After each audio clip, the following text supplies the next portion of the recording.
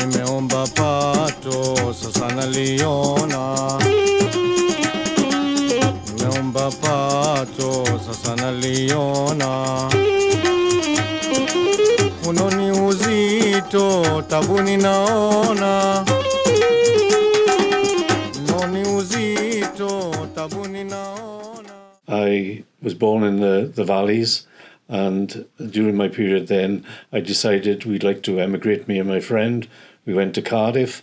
We met some people there. They said there's opportunities for Canada, Australia, South Africa. South Africa was the one we could go to quickest. I asked about the apartheid situation because it came to my mind that it was apartheid in there, and I'd heard a little bit, but quite ignorant about the facts about apartheid.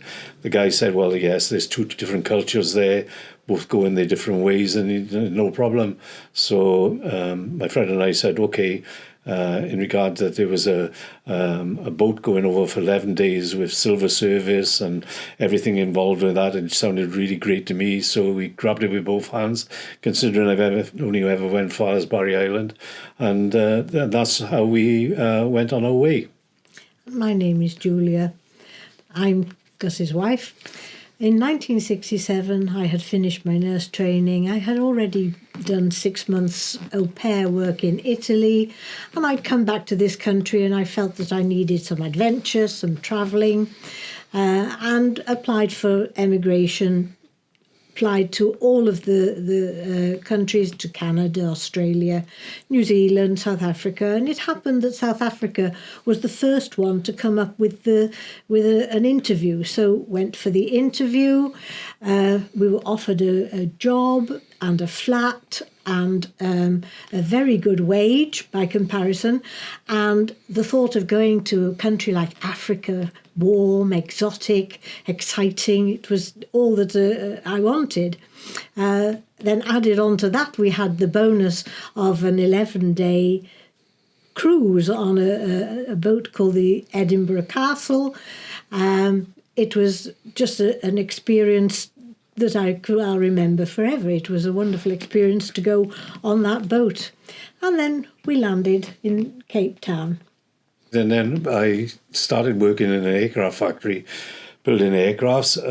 I decided that that wasn't a particular job for me because of basically wasn't that good on the money side.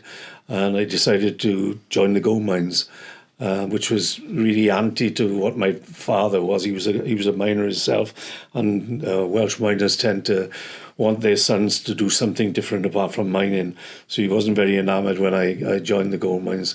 And that really was the first time I really encountered apartheid on that scale. It basically was very belligerent underground. The way they treated the blacks wasn't the best. Yes, it was an eye-opener. It was like going back to the 1800s and seeing thousands of blacks down there who were being treated not in the best way. So, yes, it coloured my vision of what apartheid was. And I decided that after a certain time that I was going to leave. And basically, before I was going to leave, Julia said to me, why don't we do a little bit of a trip around Africa and see it before you go home? I was working in the private white gold miners hospital. Very state-of-the-art, very well-staffed, beautiful place. The black gold miners were the gentlemen who had to go to the other hospital, which was a huge warren of a place, didn't have the facilities in anything like the same sort of way. I became aware of segregation immediately. Everywhere in the whole of the city of Johannesburg, there were signs that told us blanks, which is whites, and nie blankes, which is for the coloured people, the black people. And the segregation was everywhere, in the shops, on the buses, everywhere. And it was an uncomfortable situation. When we started to have a little look around, we did a little exploring around Johannesburg, became aware of the huge poverty. The white people were all well dressed, And the black people were literally in rags, their shoes were falling apart, if they had shoes at all.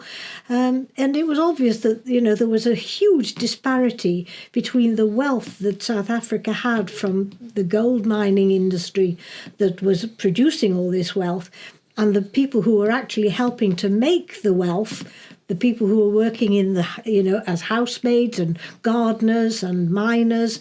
These were the people producing the wealth, but they were getting none of the fair share of the wealth of the country. There were lots of times when we experienced things that were thoroughly, thoroughly unpleasant. Our accommodation was a lovely flat. We were in a high-rise building. We were on the 16th floor.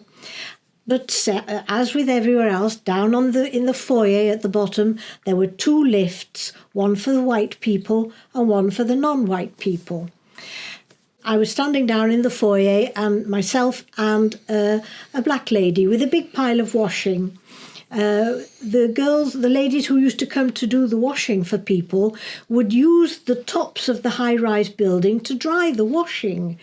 And so we were standing in this foyer. The lifts were going up and down, but weren't coming to the ground floor at all. So we stood there and we chatted for about 10 minutes, and eventually the white lift came. And I said to this lady, "Oh, for goodness sake, you've been standing there as long as I have. You come in the lift with me and then you can carry on up to the top floor and get your washing done. Get out on the line at the top." We got up to about the 3rd floor or the 4th floor, and a gentleman came into the lift. And he looked at this lady with her washing, and he looked at me, and then he set about hitting this woman and being verbally very abusive. And I sort of said, "Look, please don't do that. I've invited her in." And he said, "Well, look, if you can't abide by the rules of the country, maybe it would be much better if you went back home." Because it was just so unjust. It caused me to feel very upset. And we found later on, when we went down to the garage where the cars were being parked, they had slashed our tyres, hadn't they? Mm-hmm. So that was one very unpleasant experience. We decided to go and do a tour of South Africa before we left. We had both been in South Africa about 9 months, 10 months, and it was obvious that we weren't going to stay there. So we bought a battered old Austin Cambridge and did a tour of South Africa. We went to Swaziland and saw the Independence Day celebrations there. And it was absolutely amazing. The celebrations were held in what can only be described as a bowl. There were hills all around, and there were hundreds of people, and there were dignitaries from the UK as well. There were lots of important people. And as the tribesmen were coming down from the hills, they were all banging their shields as they came down. They were in national costume, beautiful headdresses and wonderful skins and things.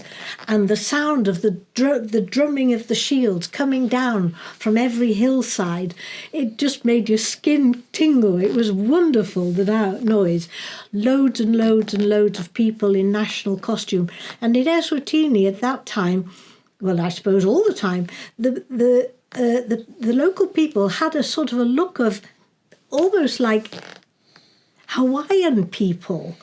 They were African people, but there was a look that was quite specifically Eswatini, and they all wore beautiful red and white and black hand-printed cloths, and they wore them in all sorts of shapes and styles, and it was just lovely to see all these colours and the people in national costume, and they did loads of dances, and there was a big firework display. There were people there that were selling all kinds of bits. There were little stalls alongside, and I felt it was such beautiful material that I felt I would love to take a piece of material. And in fact, when I brought it home, we used it as a decoration in the house for quite a long time, didn't we? Yes. And it's something that I have kept with me forever. It's a memory of that time in Swaziland.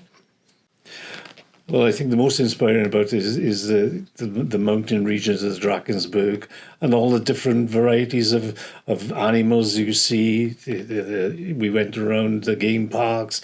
There was the waterfalls at Victoria Falls. When you think about Africa, it's an absolutely stunning place to be. Beautiful. You know, it is an absolutely beautiful place.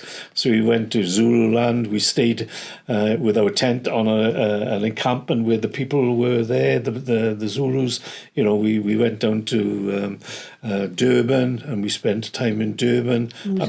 Mozambique. We went up to Mozambique, the Portuguese, Zimbabwe. Yeah, Portuguese territory, and there again, Portuguese people were equally as hard on their people, the black people there, because we lost a frying pan there outside our tent, and I said to the guy, our frying pan has disappeared. I said, I wonder if one of the boys had gone past, the black boys, and pinched it. He said, no. He said they wouldn't do that. He said, we cut their hands off if they do that.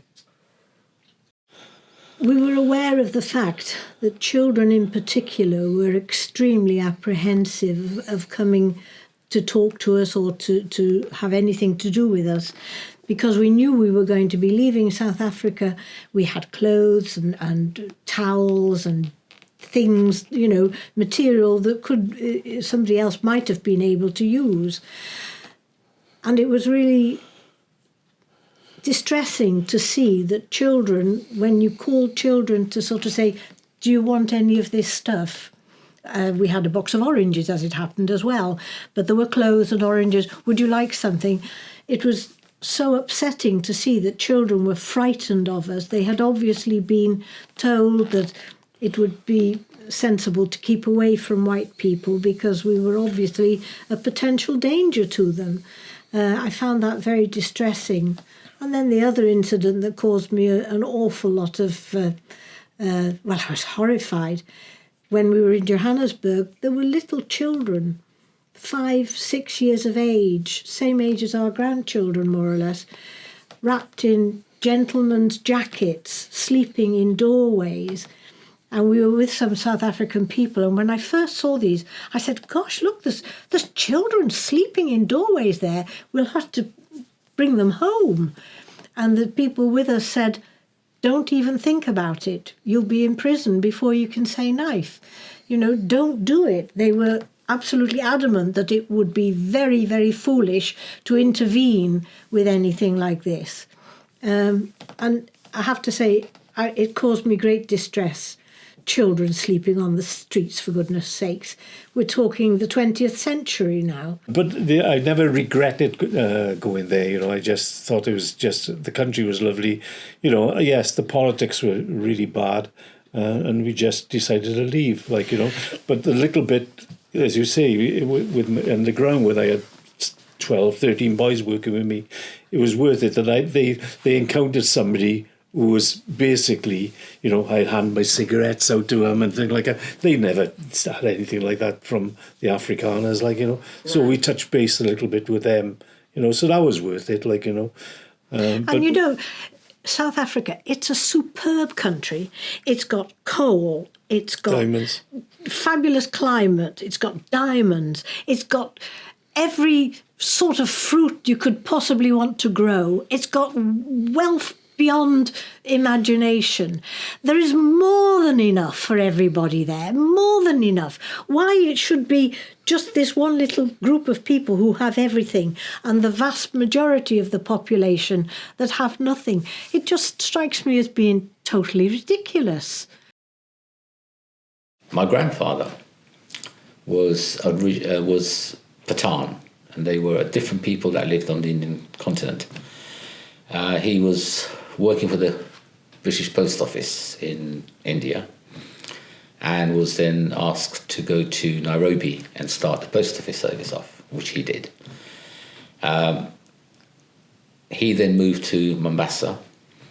My grandmother her family were from Oman, and her father was a tradesman that would sail up and down the East African coast from Oman all the way to South Africa.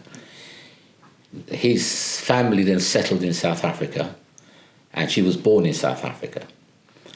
But when her father died, the system at the time was that if the male has gone or if the male's died, then very rarely would the female, the wife, take over the business. So his part of the business sort of dropped down slightly. But his sister was, with her husband, running a very successful business also. So then she invited my great-grandmother to come to Kenya with her. So they then moved to Kenya. Then they moved to Mombasa, where my grandfather met my grandmother. And my mother and her family were then born in Mombasa. My father also came from the Indian continent, and he came when he was quite young. I think he was a teenager. Was working around East Africa. I think he moved from town to town, city to city. He was a motor mechanic. He was then, I think, introduced to my mother, and they married. And they moved, well, actually, they first stayed in Mombasa, where my older 3 sisters were born. He then moved to Uganda, where my immediate older sister, and I was born. When I was about 5, my mother and father separated. I thought we were going on a safari, because we often did, but obviously that was the last time I saw my dad, because we then drove all the way to Mombasa, where I spent the rest of my childhood. We were living on Mombasa Island, which was beautiful, beautiful place, and very close to the mainland, and the only difference was a bridge. Maybe a little bit like this side of Wales to England, when you just cross that river. So I spent time living with my auntie. I spent a lot of time living with my grandmother, who had a small holding on mainland Mombasa. And there were palm trees, there were mango trees, grapefruit, oranges, tangerines, bananas, pineapple, guava. They're the sort of few fruits that I can remember. And I was literally just out playing. There was a small school there, which was one of these very, very typical African schools where there was no windows, just walls, openings, and a grass roof. And I remember going occasionally, because I was sort of still young and I wasn't allowed to go to school, but I'd go with my older cousin and just sit there in the lesson and there was all ages, very much like the Waltons or something, that sort of program where you see different aged people going to one room basically and being taught by one teacher. I spent about, I think, a year not having any shoes. I just barefoot everywhere or flip-flops, which was wonderful. We went for a safari and I just had flip-flops. So that was quite interesting. And it was Mombasa to Nairobi, which was the city, where we'd go in awe and like, wow, look how many people live here. Was about 300 miles, and it used to cut right across the jungle, and we'd see elephants and we'd see giraffes and zebras. Occasionally we'd see lions, lots of monkeys, on that route.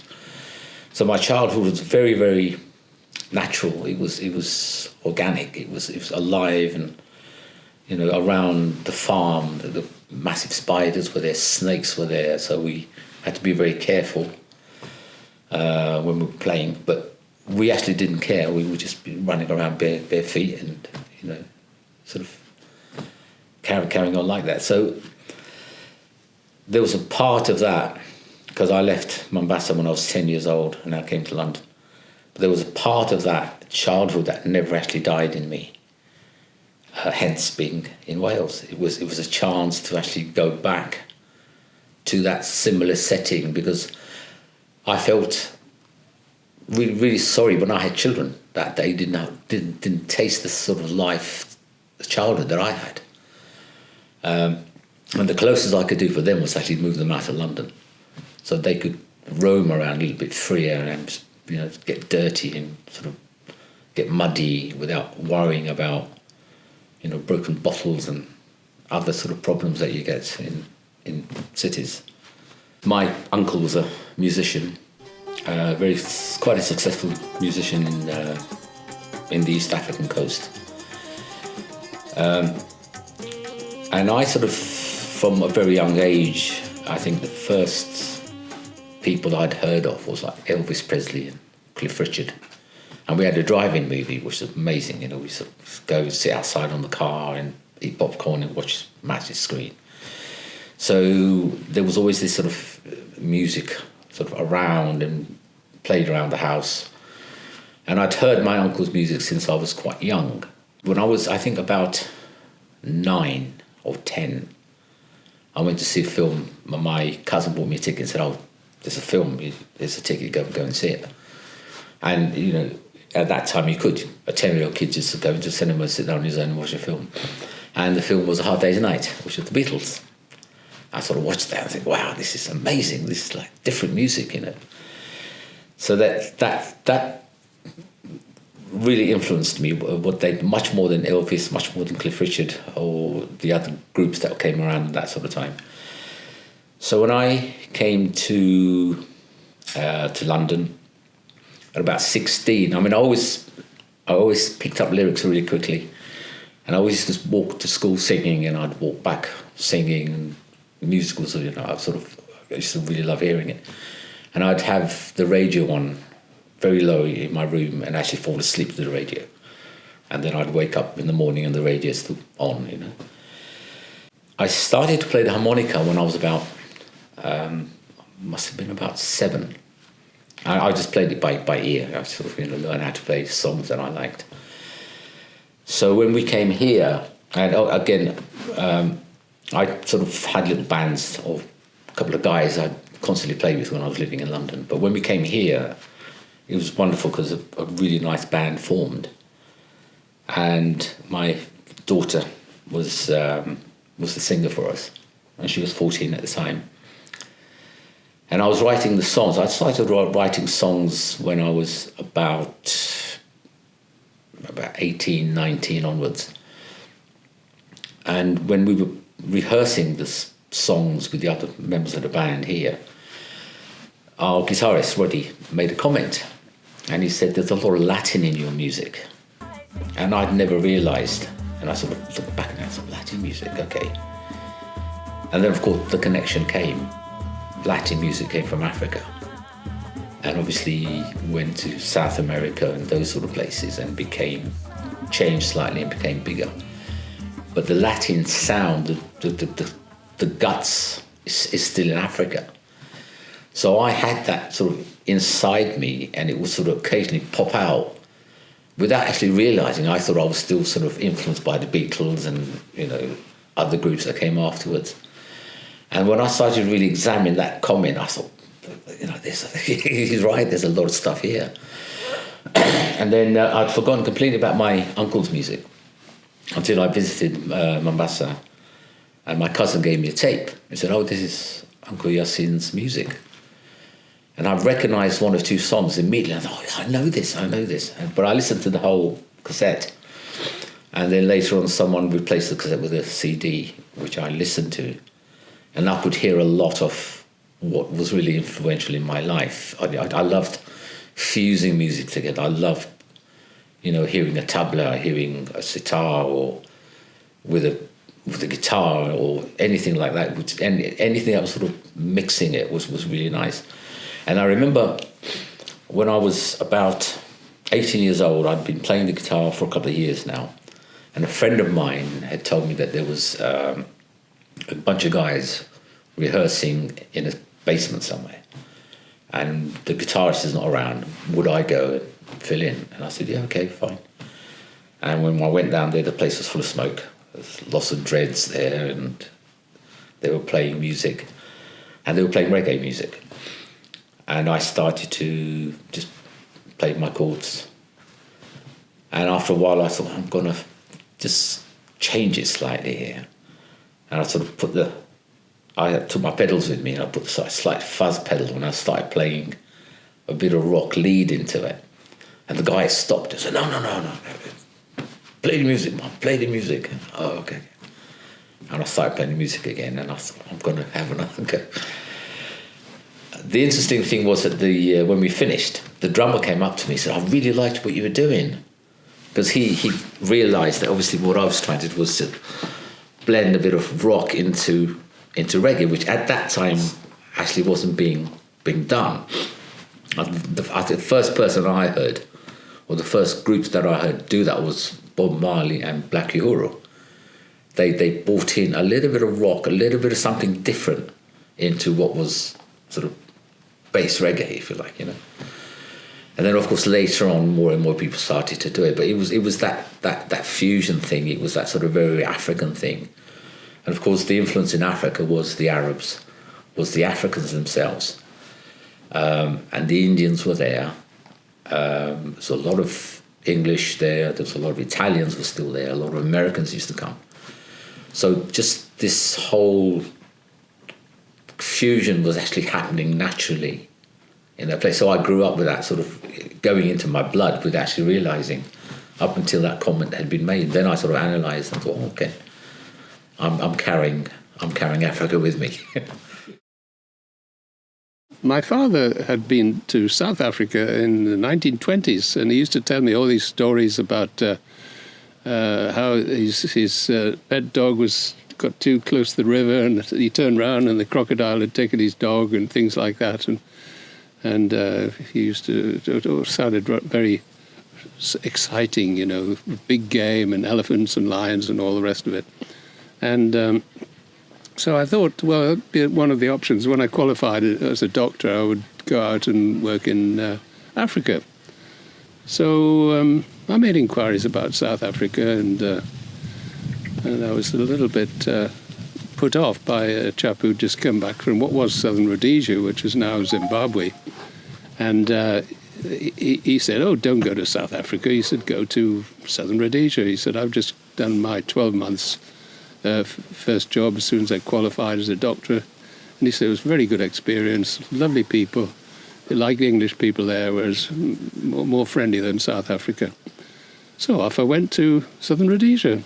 And I went out by sea because he didn't fly in those days. So he had a holiday on the way, and it was even cheaper than flying, and it took about 10 days to get there, by which time he'd met lots of people. I did meet a very amusing Afrikaans chap on the ship, and he said, man, he says, you're going to a very nice place in Southern Rhodesia, you know, it's the place where they build the bridges under the rivers. They got so much water during the rainy season that the bridges are under the rivers. And he said, I'm pleased you're not going to Bulawayo, he says. He says it's about half the size of Gwanda Cemetery, but it's twice as dead.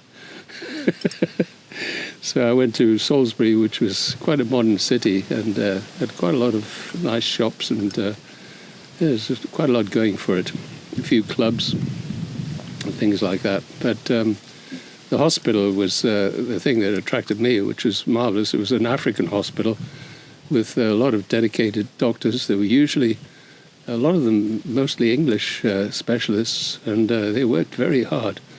And they didn't have junior staff, and when you went there as a young doctor, you were the only one with the consultant.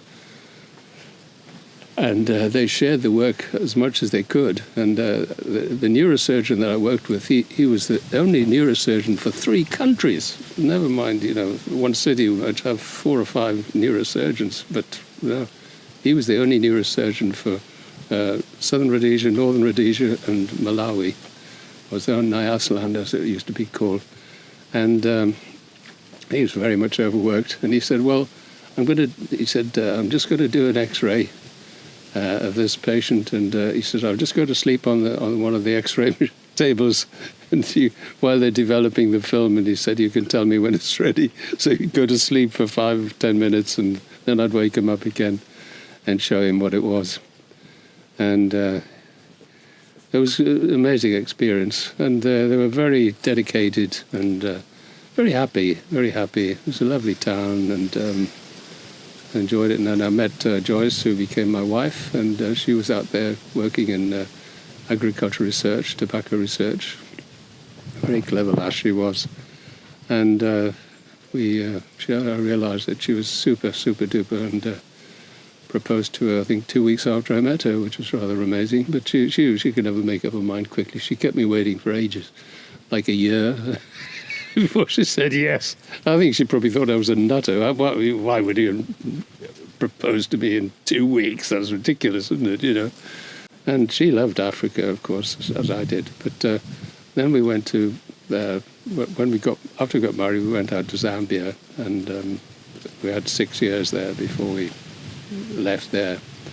But that was our main part. Was my main part was in Zambia. She was 10 years in Africa altogether. I was 7.5. Well, Mike was born in Zambia, and it was a year later, 15 months later, Debbie was born. Not long after Mike, and she was also born in the same hospital with the same doctor, and it went very well. And they enjoyed it very much living there. I think they had until I left the job with the mine, and the housing that was came with the job went, and we lived in a succession of holiday homes, which was very difficult because we had to move me, Joyce, Mike, Debbie, a parrot and a dog, and all had to move from one holiday home to another one because we couldn't find a house to rent.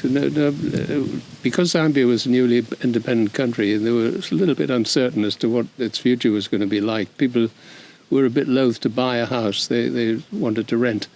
If you wanted to rent a house, you had to pay a year's rent in advance. Otherwise, they wouldn't take it. And even then, we couldn't find one. And eventually, we did buy a house, funnily enough, and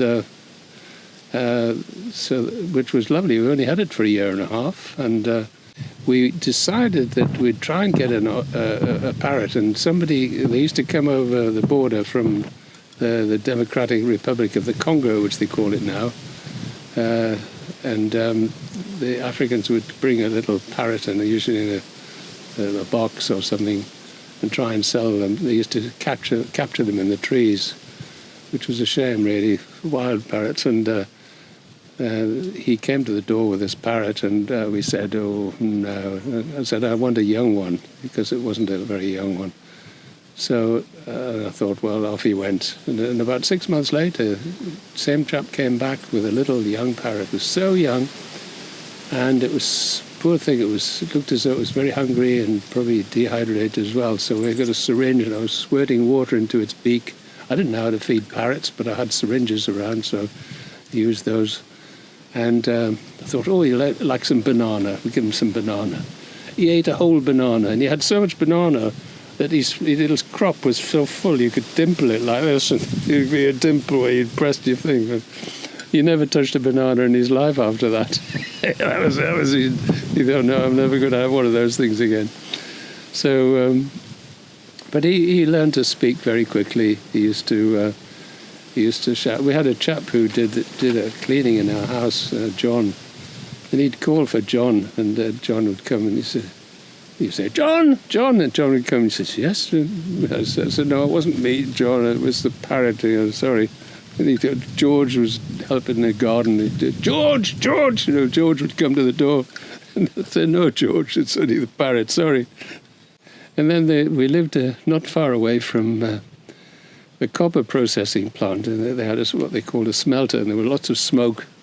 And it used to come across if the winds were bad, and it really did make you cough. And we heard him coughing, and we thought, "Oh gosh, I hope the parrot's not being affected," because the fumes had come across from the cobalt plant, they called it, and the smell of the fumes was quite intense, and he was coughing, coughing away. And then once the wind changed direction and there was no more fumes, he was still coughing. He just learned some new trick, so he's still coughing.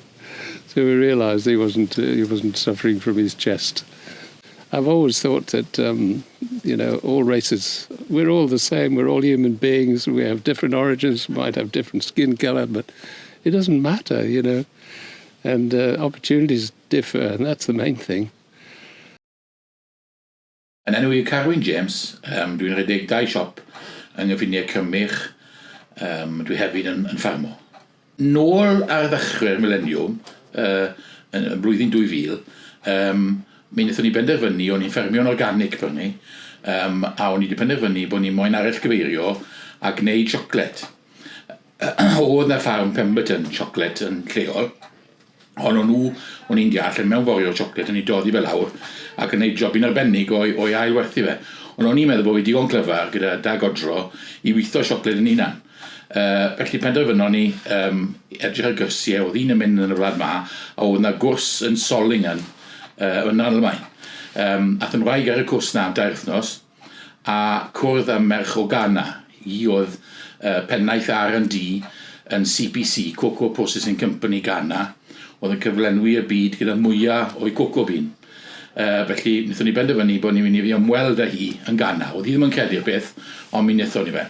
Felly am resymau o arallgyfeirio eithon ni i Ghana. Pan oedd iddyn nhw'n Ghana, nath Genevieve Pawa, oedd y person oedd yn wraig wedi cwrdd â, ath ni o amgylch y wlad, mi roson ni mewn gwesti moethus iawn, gwesti Tiny Rollins, Lonro, a dath hi mewn, a wrth siarad â ni oedd hi llyged i ymhobman, oedd hi methu a deall moethusrwydd y lle, oherwydd y clodi dychryn oedd yn bodoli yn Ghana yn ei chyffiniau ble oedd hi'n byw. Oedd hi eriod wedi blasu siocled, ond oedd hi'n cyflenwi'r byd gyda'r nwyddau cau oedd yn neud un o'r danteithio mwyaf i ni gyd yn hoff ohono fe. Ond oedd hi eriod wedi blasu fe unan, oedd yn andrawiadol iawn. Ond edrychodd hi yn y gwesti yma, oedd hi, if you want to see my country, you won't see it here. I take you to see my country. So eithon ni mas i gefn gwlad Ghana, a cwrdd â pobl mwyaf anhygoel a gweld y tlodi mwyaf anferth. A pawb eisiau ni fynd â'i plentyn bach nhw nôl i wario pêl-droed i Man United. Mae dyn yn mynd yn emosiynol siarad i fe nawr, achos i ni'n cael yn sbwylo yn y wlad yma, i ni'n cael popeth. Dyn ni'n mynd i'r gwely byth heb fwyd, anamal heb fwyd, ond o'n nhw'n ymladd i cadw plant yn fyw. Oedd pob merch mam yn anelu i cael 10 o blant. Os wedi safon hi, her place in society then went up when she had 10 children. A oedd hwnna'n anodd iawn i ni ddeall. Os oedd hwnna'n gweithio yn erbyn y system. Ond pobl hyfryd, wnaethon ni gwrdd â pobl hyfryd, Cymru'n Asgar a Coesawgar tu hwnt. Ond o'n i'n teimlo allan o fod yn cael eu cymryd mantis ohono, achos o da nhw adnoddau naturiol mwyaf rhyfedd. Oedd da nhw air, oedd da nhw olew, a lot o finerelau, a dansier oedd bod pobl yn mynd i gymryd mantis yn fe, gwledydd cyfoethog yn gallu buddsoddi a cymryd mantis o adnoddau naturiol nhw. O'n i'n gweld regolew yn y pellter mas ar y môr, a olew yn golchi fyny ar y ymylon, lle oedd y pobl yn môr o'r rhaid i nhw cael y pysgod a mwyn cael y protein, a o'n i'n gweld y llygredd yn golchi mlaen i'r treithau, bydde fe'n digwydd yn Ewrop, a o'n i'n meddwl, siwt mae hwnna'n cael ei ddigwydd mynd yna, achos oedd pobl cymryd mantis ohono nhw am resymau ariannol. Llawer o bobl oedd yn hapus yn gweld ni oedd yr unig 4 berson gwyn yng nghanol môr o bobl Ghana. Aethon ni i farchnad fwyd a cra, lle oedd gwteri agored a carthosiaeth yn redeg yn dweud a'r tlodi mwy ar rhyfedd, ond pobl hyfryd, pob un yn hapus. Hapus iawn i weld dan ormes diffyg bwyd a tlodi. Yr effaith mae'n ei gael arna i yw, the effect it's had on me, that I am very intolerant of people here who have everything. Right? Dwi'n teimlo bod bod ni moyn mwy, we want more, bod popeth gyda ni fan hyn, a mae pobl yn rhan eraill o'r byd a bach o ddim.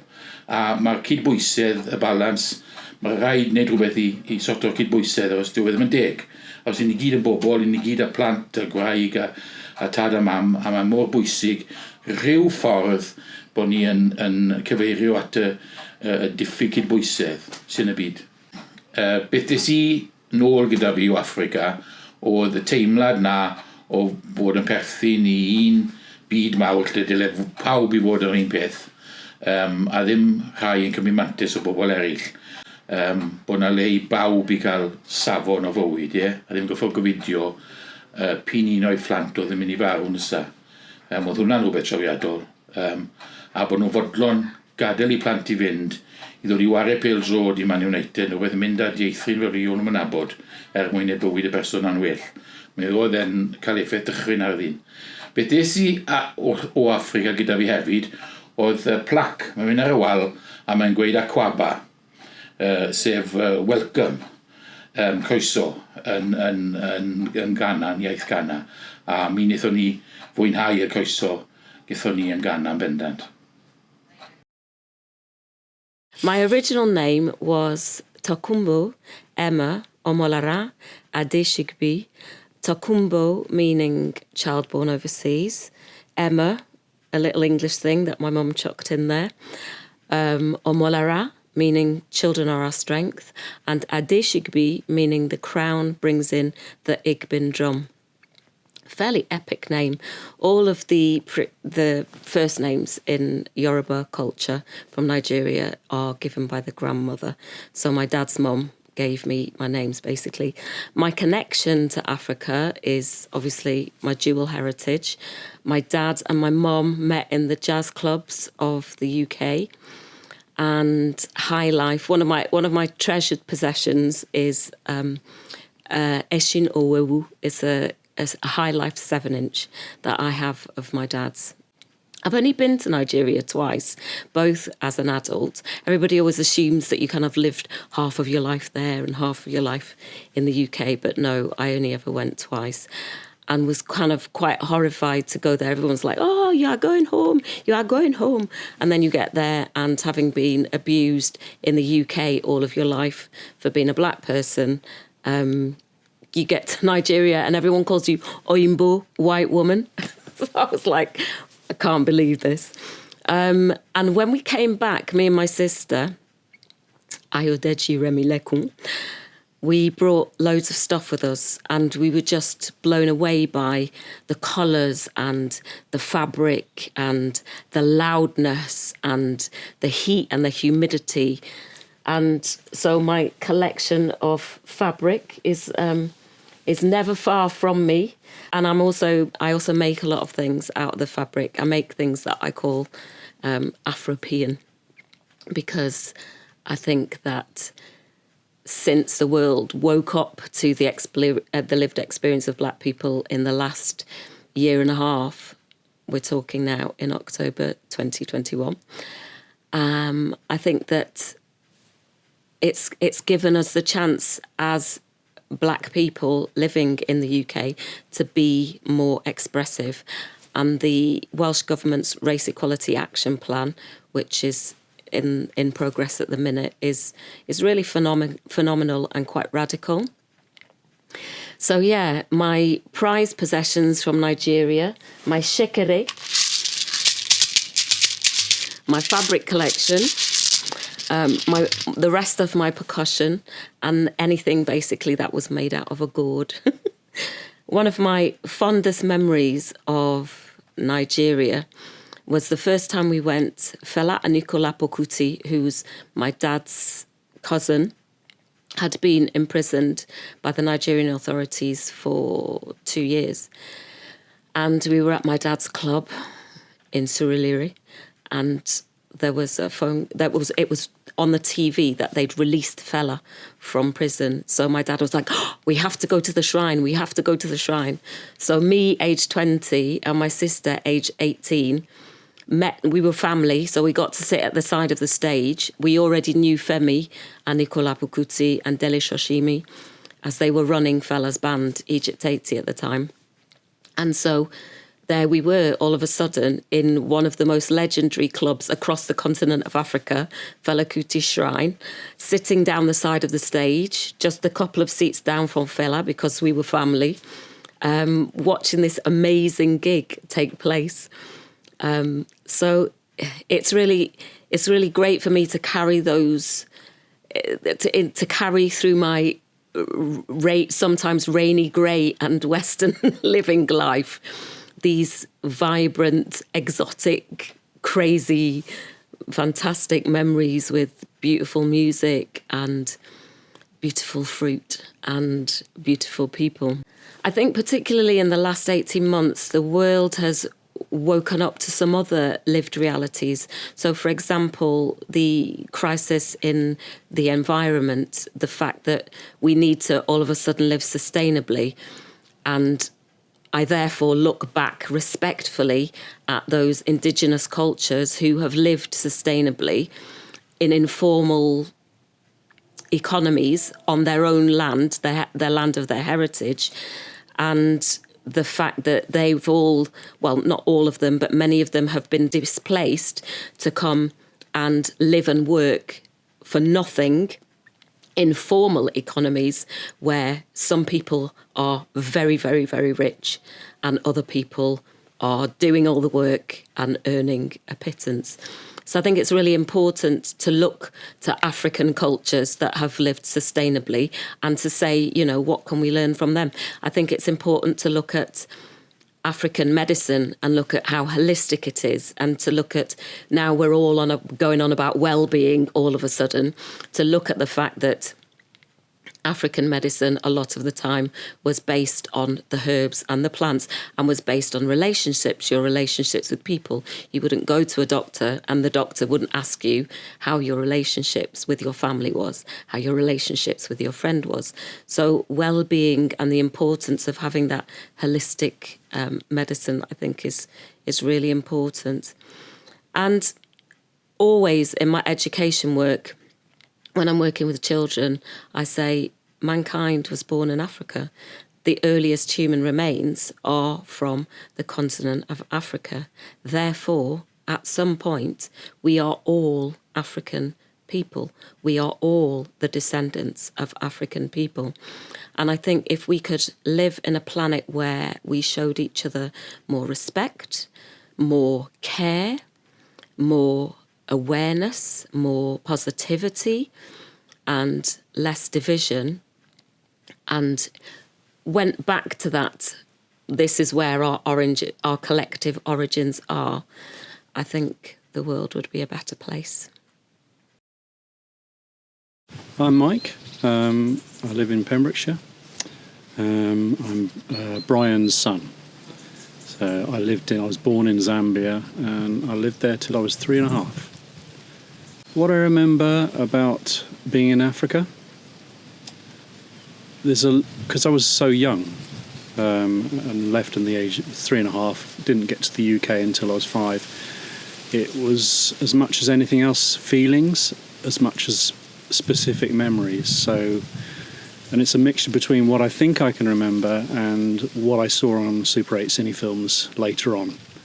So, but I very much remember moving to the UK. I remember the contrast coming from Zambia and moving to London. And I remember it being quite a shock. It was 1972 when we actually got to London, and decimalisation had just happened. And I just really remember the contrast of the vibe. And I've never forgotten that. In fact, I sort of clung on to the vibe that I remember from my childhood all the way through my life, and that's kind of what led me here, really, to Wales, looking for that vibe. So, yeah, it was. I remember looking in someone's face on the streets of London and just getting this sort of closed, sort of, what are you looking at me so deeply for sort of vibe. It's just because there was what I remember being in Zambia was that people were so open. You know, the eyes being the window to the soul, they literally would look at you and you'd see one another. You'd see one another's souls, so you weren't just looking at the facade or the career or the suit or whatever. And even as a young kid, I just remember being really shocked by how shallow and reserved and quite negative that felt at that time. Being quite, you know, obviously at that age you're very open anyway. And so throughout my life, I always harked back to believing that I would go back to Zambia. But with the troubles that have been happening in the last sort of 4 decades, I kind of got to the point where I realised that it may not happen in this life. And I've always felt that my soul and my spirit is African.